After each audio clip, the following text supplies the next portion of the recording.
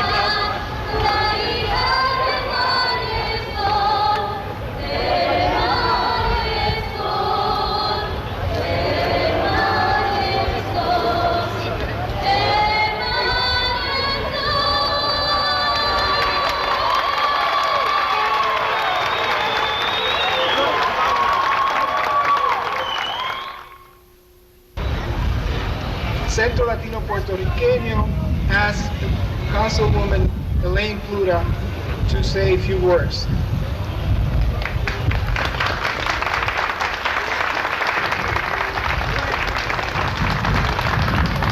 Hola, ¿cómo están? I was asked to speak this afternoon about how the presence of the Latino community improved the quality of life in Holyoke. The Latino community has brought a new and different culture to a staid, old-fashioned New England city who had long become set in its ways.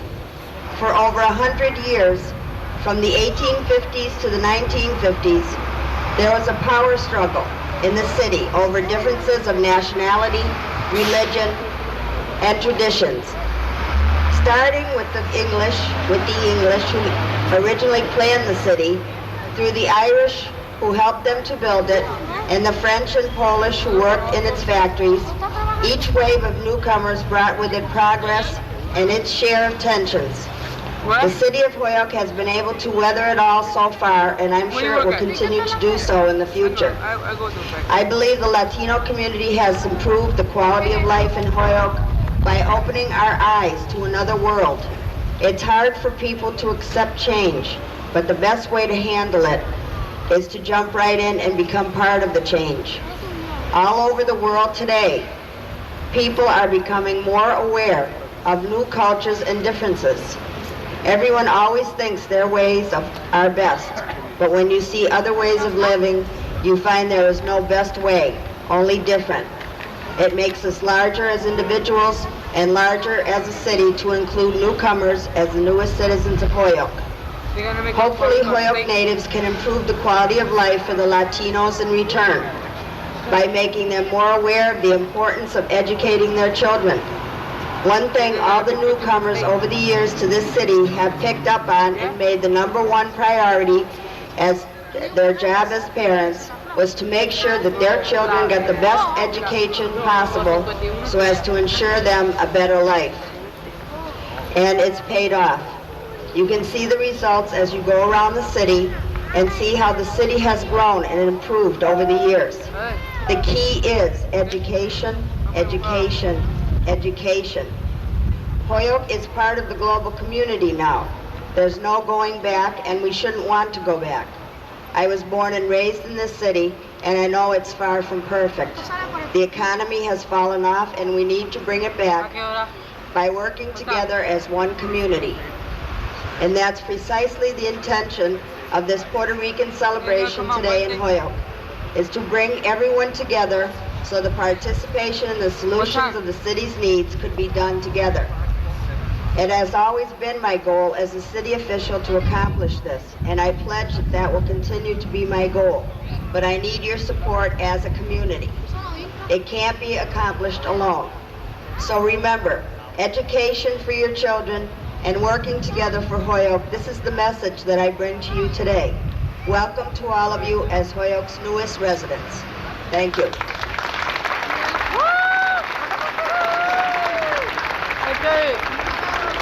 Gracias, Efraín. Los amigos de la Asociación Puertorriqueña de Holyoke invitaron a una muy buena amiga de Holyoke a hablarnos unas palabras. Our friends from the Puerto Rican Association in Holyoke invited Dr.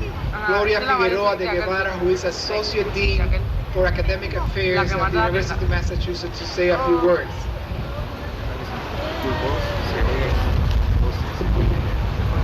Buenas tardes, queridos compatriotas y amigos. Me llena de mucho orgullo, regocijo y emoción el estar aquí en Holyoke, Massachusetts, celebrando el acto de enarbolar la bandera puertorriqueña.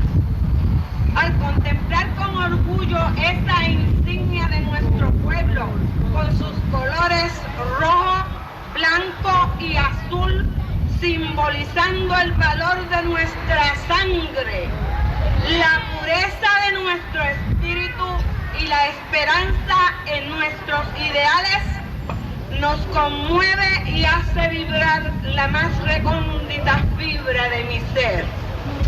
Nos hace recordar que como miembros de la gran familia humana, los puertorriqueños somos iguales a cualquier otro grupo.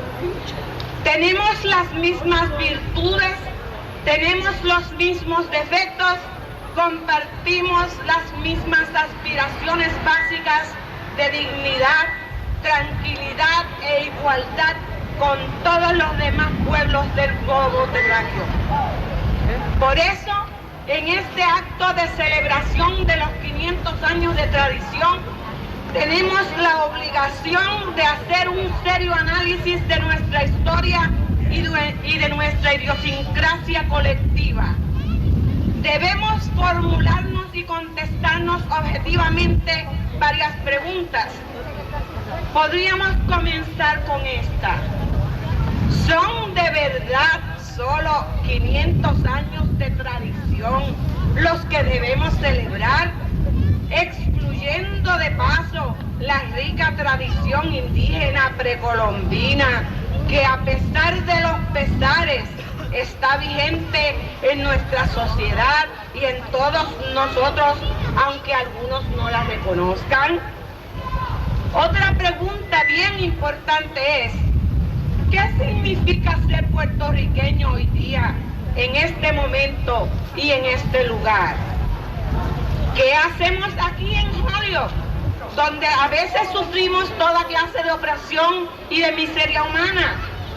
¿Cómo es posible que a pesar de todo, el puertorriqueño en Holyoke y en el mundo entero sigue siendo jovial, lindo, hospitalario, amistoso, compasivo?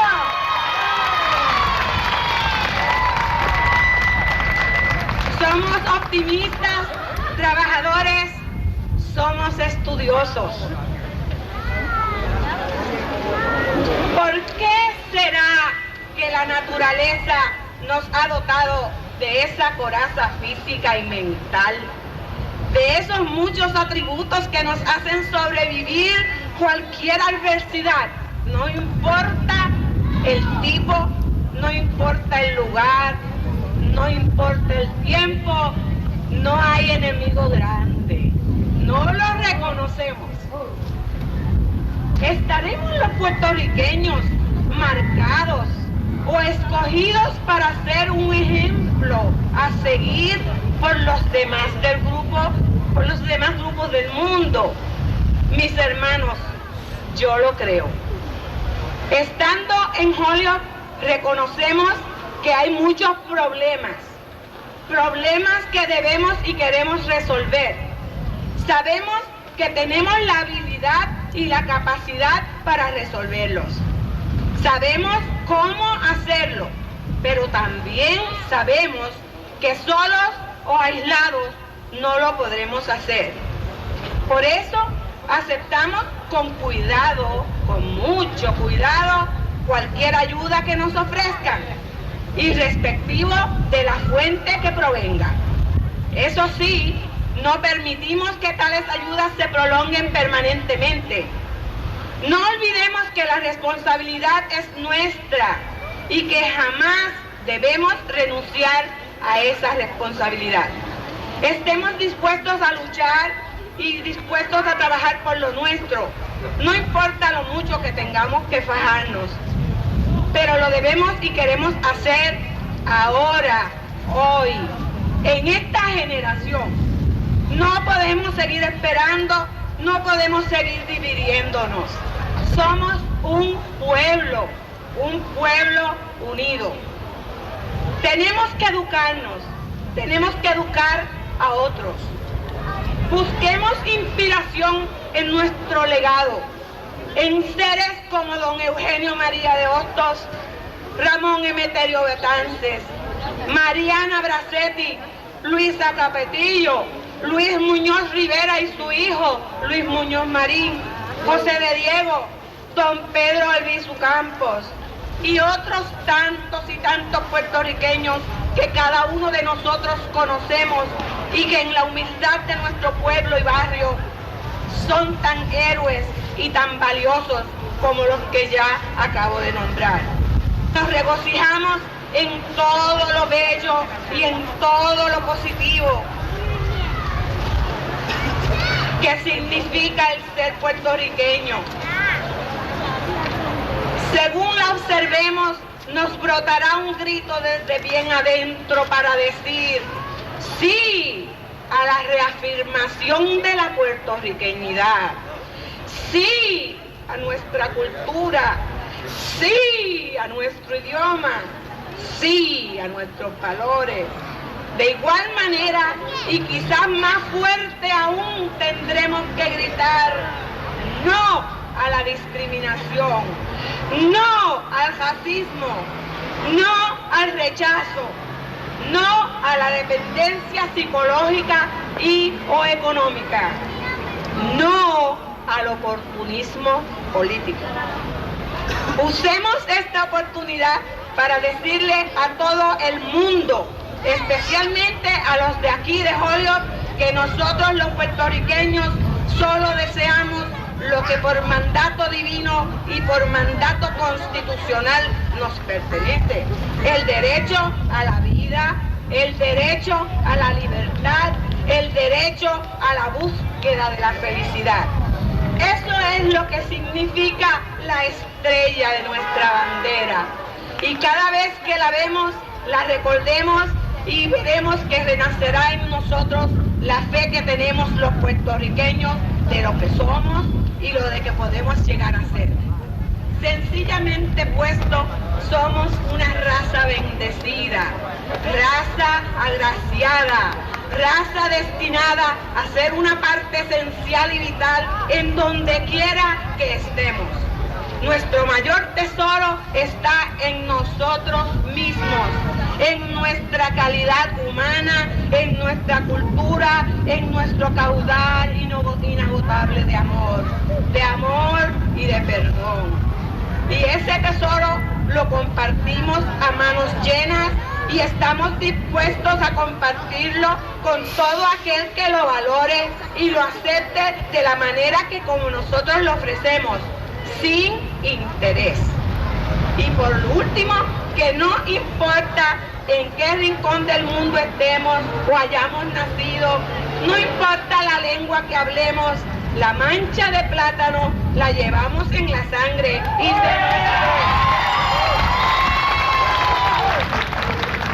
porque somos latinoamericanos, somos hispanoamericanos, somos caribeños, pero mis hermanos, sobre todo somos puertorriqueños. Somos puertorriqueños de pura cepa. Antes de despedirme, quiero dejarlos con un poema del poeta puertorriqueño José Alegría, quien se inspiró así y le dijo a nuestra bandera: bandera de Puerto Rico, lienzo sacro del honor, el sudario de Diego, el sudario de Muñoz, emblema de nuestro sueño, símbolo de redención, la que besa nuestra brisa, la que acaricia nuestro sol. Cuando flotas a los aires, eres protesta de honor, eres grito de rebeldía contra el extraño invasor. ¿Qué importa que tú no luzcas del castillo en el torreón, si cobijas los hogares de las huestes del honor? Yo quiero que en mi sepulcro también flotes pabellón como emblema de mi patria, afirmación de mi honor.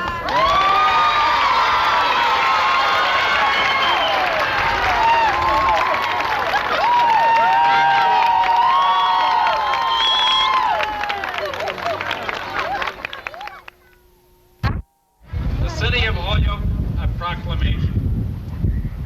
Whereas Puerto Rico was born on November 19, 1493, and whereas Puerto Rico, after 500 years of life, has become a prosperous land of democracy, and whereas Puerto Rico during the last 500 years has a deposit on tradition of language, culture, and values that are the richness of our people, and whereas Puerto Ricans in Holyoke throughout the United States are celebrating their 500th year of patrimony, and whereas all Puerto Ricans are proud of 500 years of tradition, and whereas Puerto Ricans in Holyoke belong to this city of multiple cultural traditions, and you continue those traditions. Now, therefore, be it resolved that I, William Hamilton, Mayor, do hereby proclaim and designate November 12th to the 21st of 1993 in recognition of Puerto Rican Week in the city of Holyoke, Massachusetts, and urge all our citizens to celebrate with the Puerto Rican community during this week.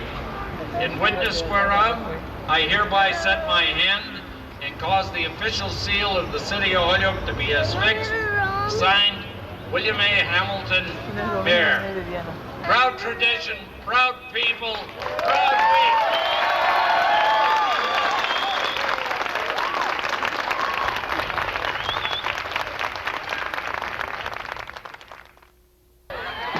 Ante ustedes, amigas y amigos, público lindo y querido, vamos a dejar al pimentoso la orquesta de los amigos del merengue. Y dice así.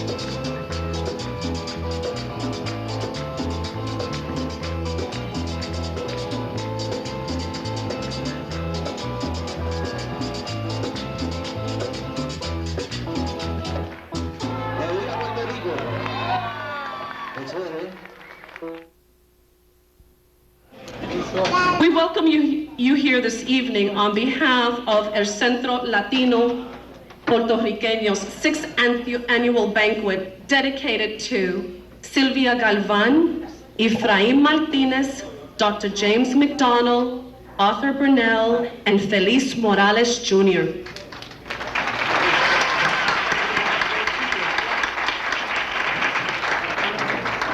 Le queremos dar la bienvenida en esta noche en nombre del Centro Cultural Puertorriqueño en el 6º banquete anual, el cual es dedicado a Sylvia Galván, Efraín Martínez, el Dr. James McDonald, Arthur Brunelle y Felix Morales Jr. This evening we will have two speakers joining us. Our first speaker is a Puerto Rican woman who we in this community, the city, respect, we love, we admire her, la doctora Gloria Arce. Esta noche vamos a tener dos oradores. La primera persona es una puertorriqueña que nosotros queremos mucho y es Gloria. Good evening. It is indeed an honor to speak before you tonight and on such a momentous occasion. Tonight we celebrate two major events. The quincentennial, which marks the encounter between two cultures in the last 500 years, and the genesis of the Centro Latino-Puertorriqueño, a non-profit organization whose mission it is to develop and maintain the culture and values of Puerto Ricans. El Centro will strive for social and economic development of all Latinos in our community. Organized to offer multiple services that will benefit and educate not only Latinos, but the rest of the community as well, El Centro will be open to all persons interested in participating in its development without distinction of race, creed, religion, or political affiliation. We know that with the strength, vision, and participation of all the members of our community present here tonight, that it will succeed in all its endeavors. It is very appropriate that the inception of the center takes place during the 500th year that marks the encounter of European culture with the culture and people that lived on the island of Puerto Rico, called Borinquen by the Taínos who lived there. Although the encounter happened 500 years ago, from it came the beginnings of what is today Puerto Rican culture. The blending of the Spaniards with the Taíno and African culture have merged to what is constituted today as Puerto Rican. Many people today have the erroneous belief that the original Taíno population was completely wiped out in the Caribbean. On the contrary, presently there exists a Taíno reservation on the island of Dominica in the West Indies. I would like to take this opportunity to briefly describe some of the contributions the Taínos have given, not only to Puerto Rican culture, but to all of North America. For example, the Taínos traveled in boats carved out of wood, which they called canoa, which has become our English word canoe. They also slept in hanging woven beds called hamacas, which are known today as hammocks. The Taínos believed in a destructive aspect of nature that brought strong winds and rain. They called this phenomenon of nature huracán. Today we call it hurricane. The Spanish, of course, contribute to the formation of the Puerto Rican culture by lending its language, culture, and music. The guitar, among other instruments, was brought over from Spain. The Africans contributed food, religious beliefs, music, and dance, for example, la bomba and la plena, as well as other customs. All of these together help to define the identity of the Puerto Rican. It is important for a person who wants to learn about Puerto Rico to understand three important aspects in Puerto Rican history. After 1898, when the Spanish-American War ended, the U.S. became involved in Puerto Rican politics as well as its industrial development. As of March 2nd, 1917, while Woodrow Wilson was president, the Jones Act was approved in the U.S. Congress. This act imposed American citizenship on all Puerto Ricans. Since that time, Puerto Ricans have fought in every war since World War I. Not only have they given their lives for the U.S., but they have made important contributions in such areas as education, politics, medicine, and entertainment. Eugenio Mario de Hostos became famous as an educator. There is a college in New York City that bears his name. Our last U.S. Surgeon General was a Puerto Rican woman by the name of Dr. Antonia Novello, who served us with distinction. Pablo Casals was world famous as a cellist. In the area of fine arts, we have Jose Campeche, who is world famous for his religious theme, and Francisco Oyer, whose works hang in the Louvre in France. We recently named a street in Holyoke after a famous baseball player and philanthropist by the name of Roberto Clemente. Recently, Dr. Ricardo Alegría was honored by President Clinton with the Humanitarian of the Year Award, and there are many more. Within the arena of our own community, I am very honored to be able to recognize, along with the rest of the community, such leaders as Betty Medina Lichtenstein, who has enriched us all by realizing her commitment to excellence in education.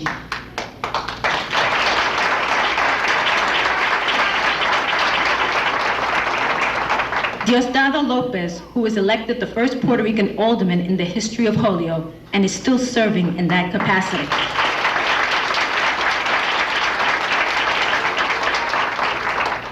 Ruth Cruz, who recently won a seat on the school committee by her district, and there are many more who gave of their time for the betterment of the community, such as Lillian Santiago Garcia, who is a political activist, and Will Echeverria, who was the first Puerto Rican appointed to the city council, Tony Rodriguez, who served as aide to John Over, Dr. Madeline Marquez, the first Puerto Rican woman to serve on the State Board of Education and who represents our interests there and has worked tirelessly in Holyoke on behalf of education. Efrain Martínez, whose vision, dedication, and hard work gave birth to the Magnet Middle School for the Arts.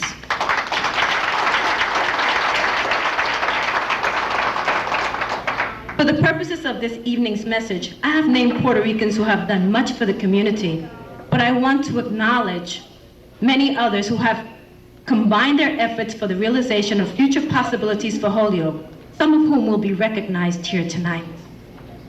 One of the goals of El Latino-Puertorriqueño is social and economic development. If we are to properly address this goal, we must begin by having a perspective on where we are today and work together on issues that are important to us as a collective community. Puerto Ricans in the United States are a young population. In 1990, 3.1% were under the age of 15, while only 4.7% were over the age of 64. This continues to make education an important issue for Puerto Ricans. In terms of educational attainment for those Puerto Ricans 25 years and older, 24% had less than a high school education, 25% attended college, and 10% were college graduates. However, the problem of relatively low educational attainment, including a persistently high dropout rate, is still a major concern. We are also urgently concerned with the issues of high rates of teen pregnancy, high youth unemployment rates, the lack of training programs, and the AIDS epidemic. In the 1980s and early 1990s, Puerto Ricans continued to have the lowest participation in the labor force. Of those 16 and older, only 57% were in the labor force, compared to 66.6% of whites and 62.6% of blacks. The median income of Puerto Ricans was only $18,000 as compared to $36,915 for whites and $21,423 for blacks. The rate of single female heads of households among Puerto Ricans is comparable to that of blacks. 43.3% for whites, it was only 13.2%. The type of housing tenure, as is widely acknowledged, has important consequences for how a community can be mobilized. As largely renters, Puerto Ricans live in poor housing, are more concentrated than most other communities, and pay a highly disproportionate share of their income on shelter. In 1990, 76.6% of the Puerto Ricans were renters, as compared to 55.7% of blacks and 30.8% of whites. As stated earlier, the high rental rate also reinforces greater rates of internal migrations that make community mobilization more difficult. Because of the statistics just mentioned, it is important that we as a community dedicate ourselves to the fulfillment of the visions of all the members of our community. And the vision of El Latino-Puertorriqueño is to do just that. I would like to close by paraphrasing a quote from a famous Puerto Rican nationalist, Don Pedro Albizu Campos. He stated, "The community should be loved both spiritually and physically, and the opportunity to achieve greatness is a possibility for all of us. Let's not let it slip through our hands." Muchísimas gracias. Our next speaker is a man who works for the Holyoke Public Schools, who heads the desegregation office, and who understands what equality is really all about. Please join me in welcoming Mr. Robert O'Neill.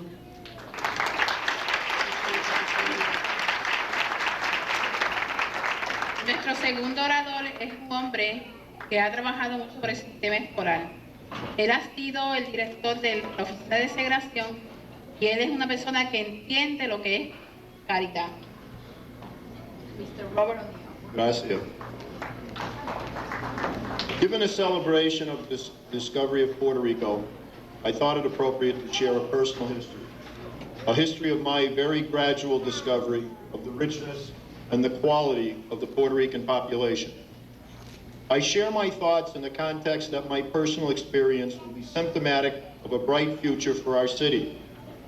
I sincerely believe that many longtime citizens of Holyoke will eventually share my positive thoughts as they experience personal and professional relationships with the Puerto Rican population. In 1970, my life changed dramatically. I began a teaching career at Morgan School. Little did I know that my classroom of 30 students, many of whom were of Puerto Rican heritage, would have such an impact on my life. As I spent my days learning from the Puerto Rican children, I spent my evenings listening to my peers focus on the negative of the Puerto Rican migration, based mostly on newspaper, perception, and rumor.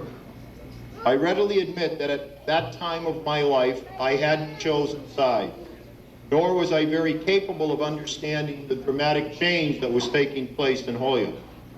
However, as a product of downtown Holyoke, the one gift that I had working in my favor was an openness to change, a sensitivity to the downtown child. As I reflect now on my own childhood experience, I recall a lack of appreciation for the European immigrants and the African Americans who were my neighbors, a lack of cultural maintenance in an effort to be part of the melting pot process. And I reflect on a lack of appreciation or understanding of difference, be it linguistic, racial, generational, or cultural. The 9 years that I spent teaching at Morgan School laid the groundwork for my personal cultural development and provided me with the knowledge to dispel and dispute the stereotypical thought process. Two people who influenced my development during that time were Ana Malave and Felipe Pantoja. I would love to have a recording of some of our discussions during that time to see just how far my understandings have come. In 1981, I assumed the responsibility for supervising the desegregation of the Holyoke Public Schools. My intensive contact with the adult Puerto Rican community began. More stereotypical thoughts were challenged. I always marveled at the insistence of Old Holyoke that the students didn't want to learn English, while I encountered a group of parents who wanted nothing more than to learn the language and the culture of their new home. I continued to hear from my peers about a population that didn't contribute, while I encountered a population that walked across the city to obtain work and walked across the city to enroll their children in school. I also went through extensive training opportunities at that time that impressed upon me the caveat that difference should be appreciated, that difference is a learning opportunity, not a negative. In addition to my daily professional contacts, a portion of my cultural growth came with the first plate of rice and beans that my secretary, Ana Marrero, brought to me. And then there was Felicitas Flan.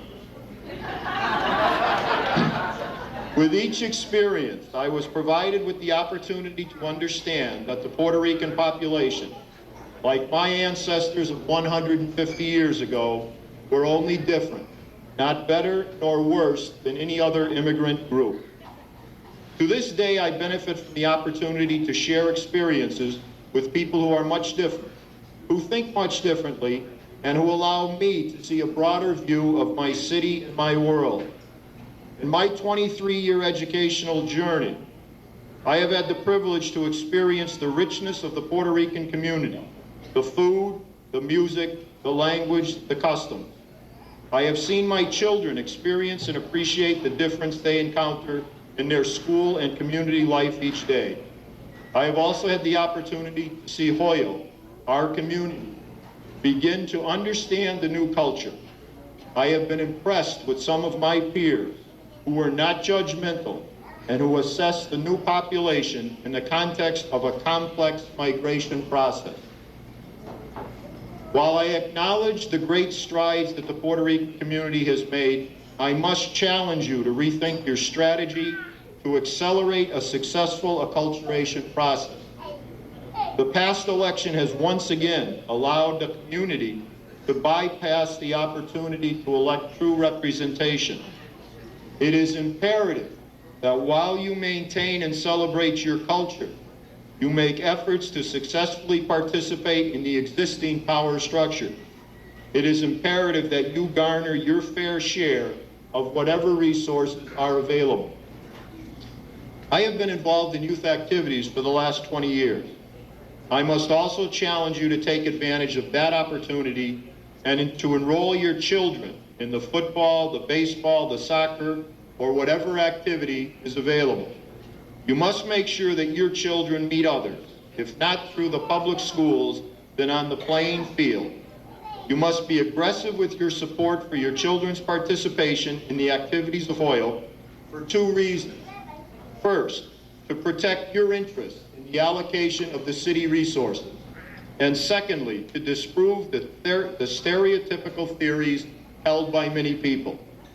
When Junito Rodriguez and Joey Reyes are scoring touchdowns for Holyoke High School, when Ramon Cosme and Robert Sisson and Wilfredo Cabrera lead Holyoke High to the Western Mass Basketball Championship, and when this year's Western Mass Volleyball Championship is between Dean Technical and Holyoke High School, and the primary contributors are Puerto Rican students, all of the community is cheering.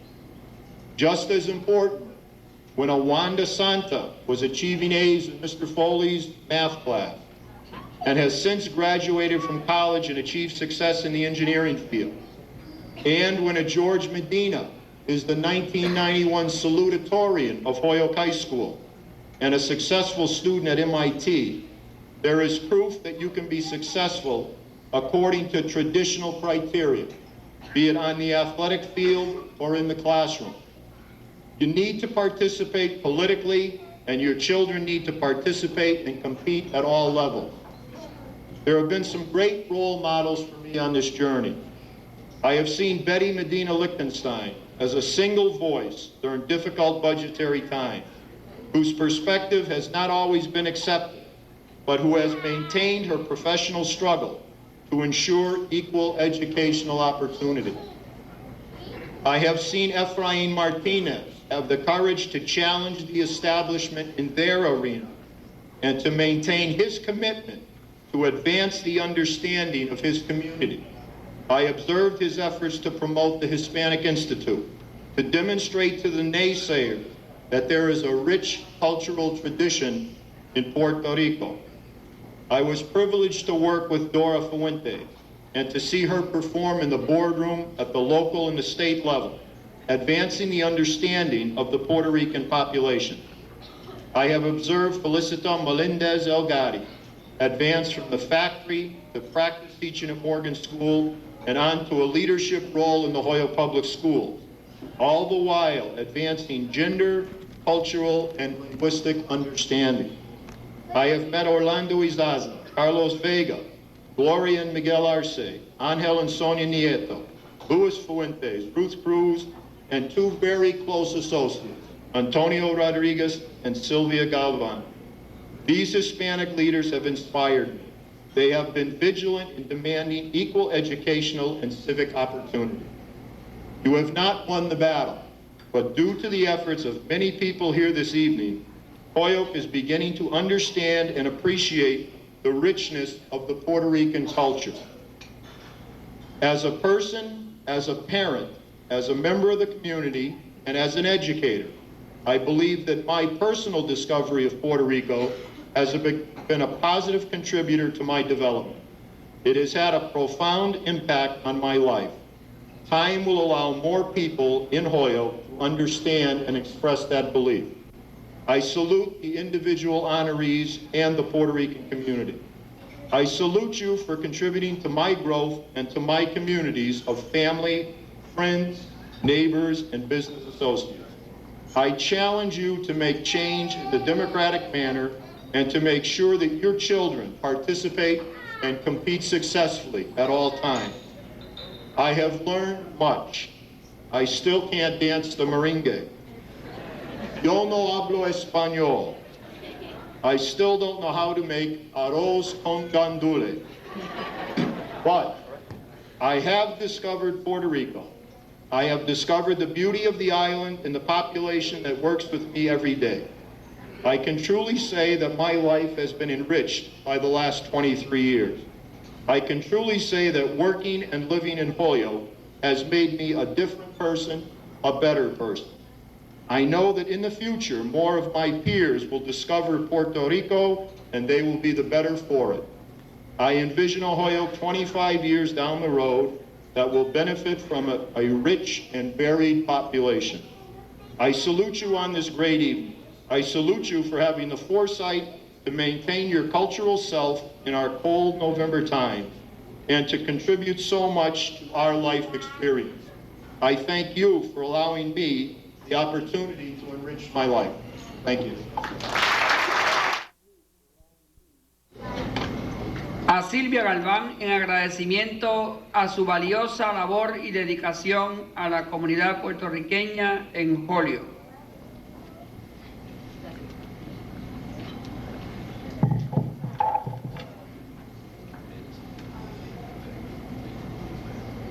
I want to thank the board of the Latino Puerto Rican Center for this recognition. A recognition that comes from what has come my adopted Latino culture within my adopted Anglo culture. With this award, I hope I can now claim to be an honorary Puertorriqueño.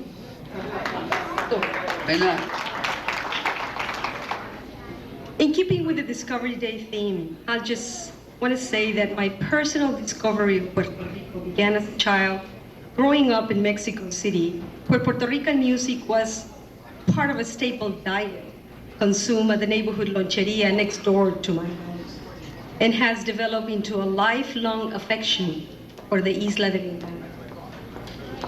Tonight, I'd like to talk a little bit about one aspect of my involvement within the Latino community in and around Holyoke. The idea for a bilingual television program focusing on events of interest to the Latino community grew out of the pervasive negative image of the Puerto Rican community in Holyoke presented in the media, and by the lack of opportunities of visible, positive role models for our children in the schools, in government, and the media in general. For instance, consider this fact, that during a school year, our children spend on an average of 900 hours in school instruction, whereas they spend 1,500 hours in front of the television. And what are they seeing there? There is but a smattering of Latino faces on network television today, despite the booming audience of Hispanic viewers nationwide. Hispanic characters account for 1% of primetime TV roles. On children's shows, Hispanics represent only 0.5% of all characters. And most of these are unflattering at best because they portray people involved in criminal activities, uneducated people who speak with an accent, and sport a bad attitude. Of those featured in news stories, only 1.5% are Hispanics. Of those delivering television news, only 0.3% are Latinos. Most of us realize that television impacts the way perceive themselves. I and the other producers of Vecinos neighbors believe that it is important to have visibility of a community to thrive. Because of our children need the self-esteem of seeing themselves on television and on seeing their community life valued and shared by others. We believe an affirmation of the positive is vital for the Latino community. Finally, we do it because we believe in the empowerment Latinos can experience by controlling the flow of information aired about themselves. The airways belong to all of us. So I like to encourage other Latinos to avail themselves of this opportunity and get involved in television production locally, to take advantage of the community access channels and show the world who we really are. Lastly, I would like to recognize the other members of the production team, Carlos Vega, for sharing his vision and unselfish commitment to this community, and to my compañero Gary O'Connor for his patience and support for my wild and crazy ideas and dreams. And thanks to all of those people who have contributed their name, time, and talents to make Vecinos possible. Thank you very much. Muchas gracias.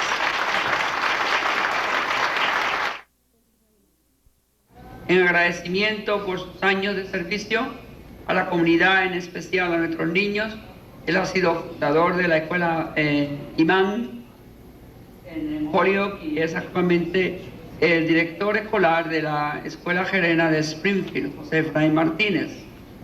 I feel I don't deserve this recognition if it is an achievement in terms of my work with children, because that was my work. I got paid. That's one reason. And the second reason is because if we want to say the truth, and let's say the truth, children in Holyoke, Latino children in Holyoke in our schools are worse off now than they have ever been. Even though they are close to 80% of the population, some minority, I wanted to say, how come I say more stuff, but Tony told me that I have only 2 minutes. He didn't say whether those were Latin American minutes or American German minutes. But I'm going to try to speak fast. Listen, the bulk of the Puerto Rican population in Holyoke is younger than 18 years old. That means that soon they will be 18 years old. And even though it's true, Bob is saying just a plain truth. We are not availing ourselves to the vote. It is going to happen. And I have said it before, I'll say it again. In the next century, which is only a few years from now, the Puerto Rican mayor of Holyoke will preside over the St. Patrick's Day parade. And she will have a good time at it too.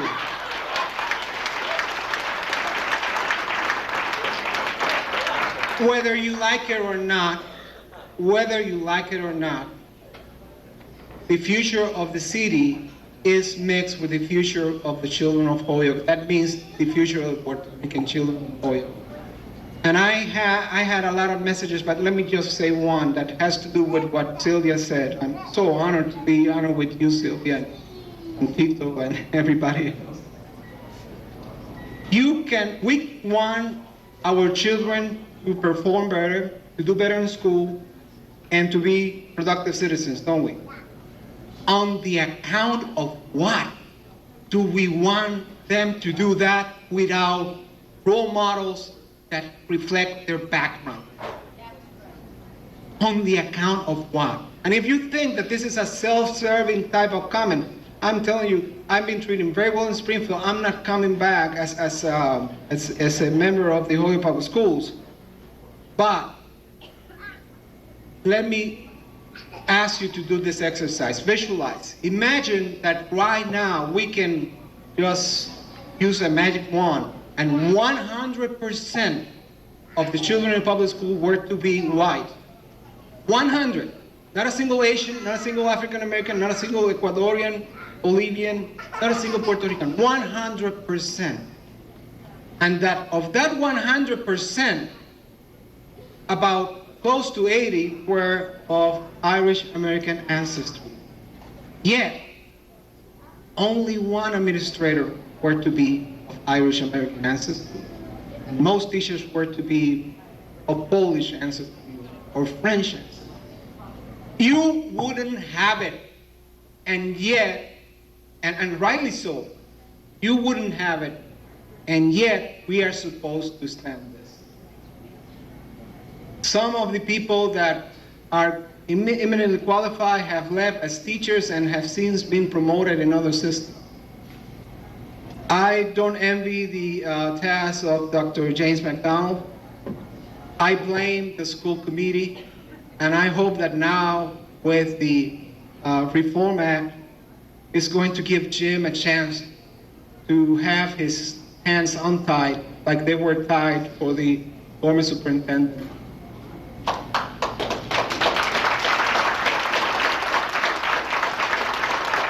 So what I just did is say, I don't deserve this, but okay, let me start working to deserve it.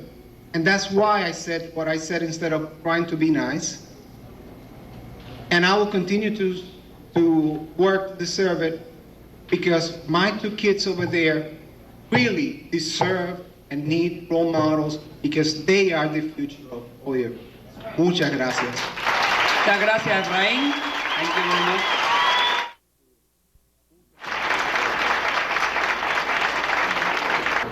I'd like to thank the committee for this wonderful award.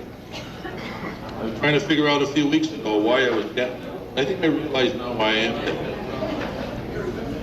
We've always made it a practice at our funeral establishment, the one we had in Holyoke and the one in Chicopee, never to discriminate against anybody, whether it be ethnic background or financial condition. And we never have. We've always done the very best we could, not only in the Latino or Hispanic community, we've always helped people any way we could. I was taught well and I've taught my son Michael well. We always try to do our very best. I think in the mid-'80s there was a problem as the Puerto Rican community moved to South Holyoke and then up to the upper area. There was a problem with funeral homes, but for some reason, since I've been appointed to the State Board of Registration and Funeral Service in 1988, there's no more problem.